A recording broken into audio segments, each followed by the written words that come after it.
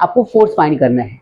Graphical method से अगर आपको फोर्स दिया है, डिस्प्लेसमेंट दिया है, वर्क डन फाइंड करना है, तो क्या करोगे आप सबसे पहला स्टेप क्या लोगे कि आप पहले एरिया फाइंड करोगे। अब जो एरिया प्लस का है वो प्लस का हो जाएगा, जो एरिया नीचे को है क्या बनेगा, माइनस का। अब आपको देखना पड़ेगा कि भाई किसका एरिया कहाँ पे आएगा। अब मान के चलो कि मैंने ये हमारा एक डायग्राम बनाया, ठीक है, ये इधर को हमारा एफ हो जाएगा, इधर को भी हमारा एफ हो जाएगा, ये हमारा एस हो जाएगा, ठीक है। हमसे बोला है कि भाई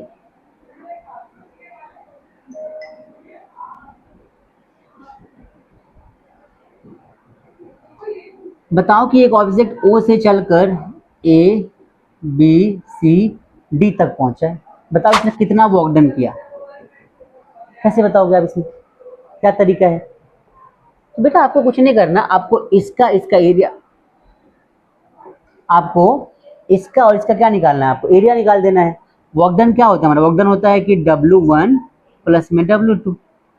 अब जो नीचे वाला है उसको माइनस में ले लेंगे, तो मैं W2 इस मान लो ये हमारा पूरा, अब ऐसे निकाल लूँ कि एरिया 1 प्लस में एरिया 2, ये पूरा हमारा एक एरिया हो जाएगा, ये पूरा क्या हो जाएगा, दूसरा एरिया हो जाएगा।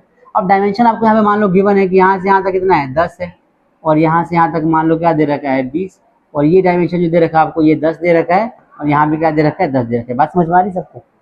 तो आप उस हिसाब से क्या करोगे, एरिया ये वाला कितना हो जाएगा 10, ये भी है, ये कितना है 10 है, तो 100 हो जाएगा। बात समझ में आई। माइनस में कितना है हमारा, ये कितना 20 है, कितना है 10, तो ये 200 आ जाएगा, मतलब कि माइनस का 100 जूल आपका वर्क डन आ गया। क्या बात समझ में आई सभी को बच्चों, क्लियर हो गया। इस तरीके के क्वेश्चंस में आपको बहुत सारे क्वेश्चंस मिलते हैं और कॉन्सेप्ट आपका ये लगेगा। क्लियर सभी को। ये शेप कुछ भी हो सकता है, ये तो मैंने ऐसे दो आइडिया दे दिया आपको, ट्रायंगल का या रेक्टेंगल का, स्क्वायर का, हो सकता है ट्रेपीजियम हो सकता है टिपिकल सा कंडीशन हो। आप सिमेट्री फाइंड कर लेना, क्या सिमेट्री बन रही है, उसी का एरिया निकाल देना आप। आई बात समझ में।